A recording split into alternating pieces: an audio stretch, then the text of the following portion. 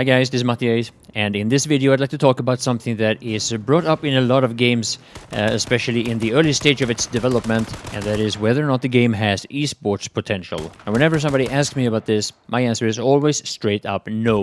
In my opinion, H1Z1 has no esports potential whatsoever, and in this video I'm going to elaborate on why. Now before I give you all my reasons, which is going to be quite a number actually, I want to first and foremost let you know that I've been in these kinds of discussions many times before in many other games. Starting with Battlefield Bad Company 2. Now, Bad Company 2 was registered in Electrosports League. It was connected to Wire, which is the ESL anti-cheat system. I have no idea how many teams were registered, but the scrims that was played was either 4 vs 4 Squad Rush, 5 vs 5 Conquest Infantry only, and 8 vs 8 or 6 vs 6 Conquest with vehicles. I joined a team that was kind of put together for one of these tournaments specifically, and we were able to win that tournament. Now, despite what I just told you, eSport never really kicked in Bad Company 2, and the main reasons for that was, according to the community, flaws in the game and the lack of a proper spectating system. But because there was a lot of people that really wanted to play and compete in Bad Company 2, there were PCVs and tournaments happening daily in that game.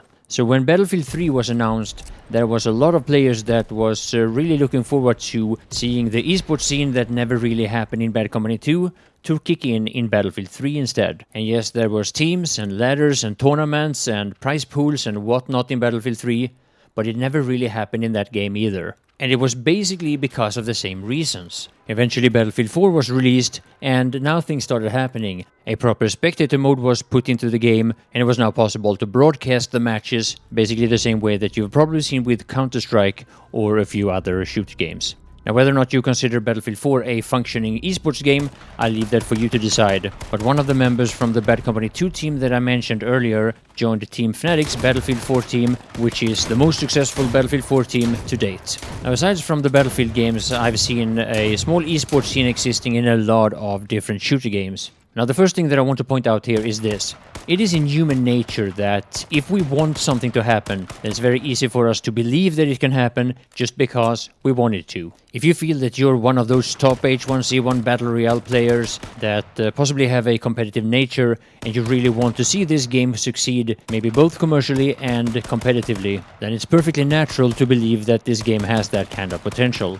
Now, whenever an esport event is broadcasted, it is done so by a production company that consists of some very, very dedicated, experienced, and knowledgeable players in that game, with maybe a few exceptions here and there. So now what you will see if you watch any of the matches in any game that has a functioning esports scene are some of the best players playing against each others, which many times results in some really, really epic and exciting and interesting matches that if you're interested in this game, if this is a game you play, then many times these matches will both be very exciting and also very educational.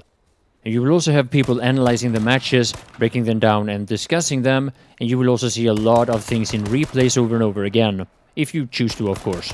Now, all of this is great in a game like Counter-Strike, because the game Counter-Strike works properly, and when you break it down, when you analyze everything, when you watch in slow motion, you will see a game that functions correctly. Well, at least by comparison to H1Z1.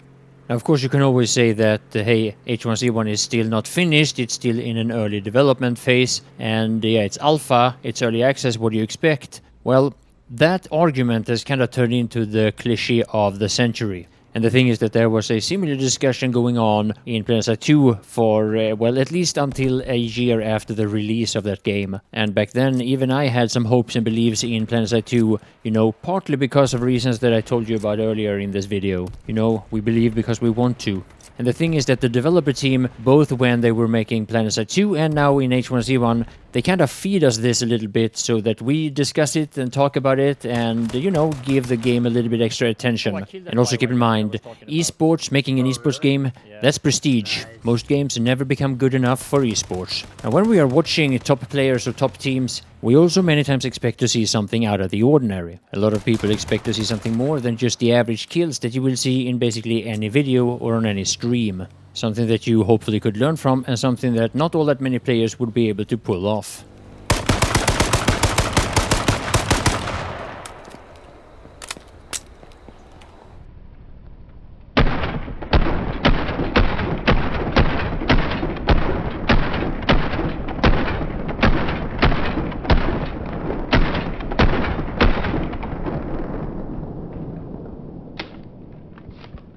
Now, some of you guys might be asking yourselves now, why is it that I am so strongly convinced that H1Z1 has no potential? And most of you guys probably know the relationship between H1Z1 and Planetside 2, but even if you don't, I'm sorry, I've explained it so many times, I'm not going to do it again. But the fact of the matter is that there are a lot of fundamental, basic things that are missing in order for this to actually work as an esports game. So far we haven't seen a proper spectating function, something that is absolutely essential in order to properly cover it. But the most popular game mode, which is both played and watched the most, unless I'm completely misinformed, is what you're watching right now, Battle Royale.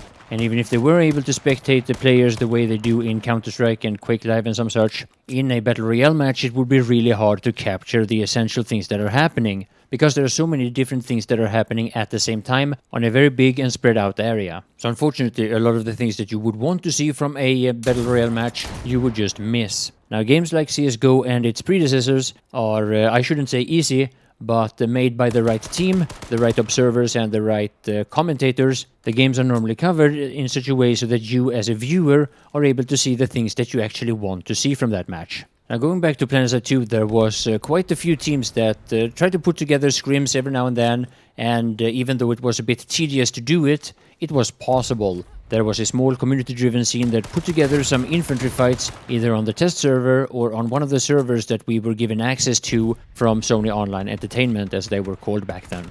But the fact of the matter is that the most popular way of competing that was outside of the core game mode was pilots flying the small fighter planes, Empire Specific Fighter, or ESF.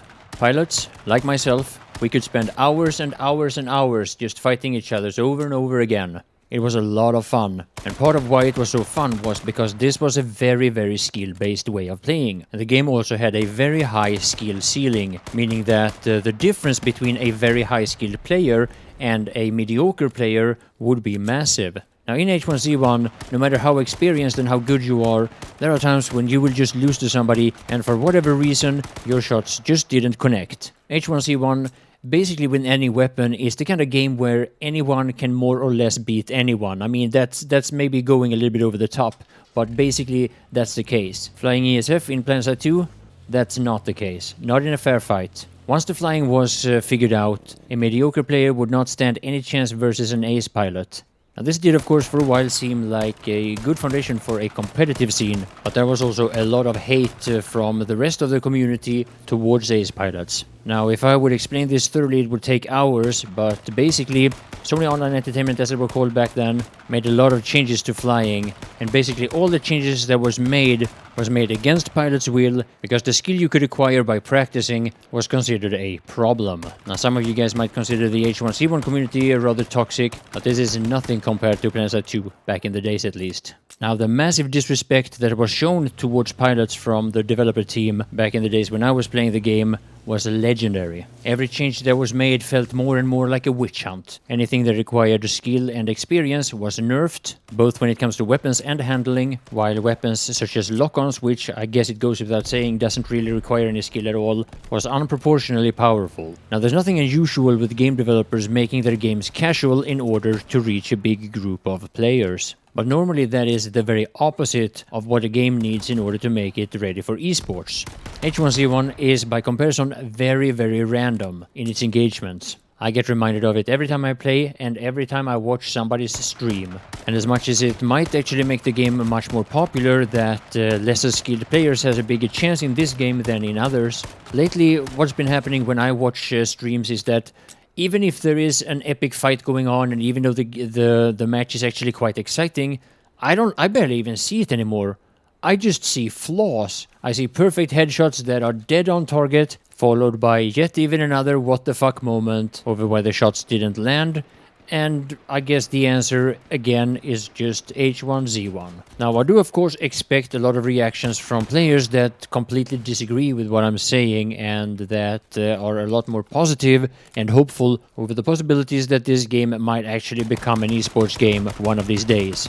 And one of the funny things about us people when we end up in discussions about things like that is that most of the times we consider ourselves right. We want to be right, we want to defend our point of view, and many times it's very important for us to feel like a winner in a discussion.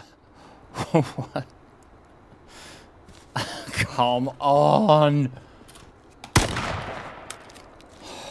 Now me, and about the things that I've said in this video, I don't want to be right. I hope I'm wrong, or maybe I should say, I hope Daybreak Game Company can prove me wrong. But the thing is that for over 3 years now, I have basically every day played 2 shooter games, being Planetside 2 and H1Z1, that are both made by the same developer team and on the same game engine. And now that being said, I think it goes without saying that a lot of my opinions are already made up. However, if somebody has some very interesting and new information about anything that I have talked about in this video, then I can assure you I am all ears. But for now, my opinion about H1Z1 is that this game is probably meant to stay casual. Anyway, that's going to have to be all for this video, and I want to thank you all for watching.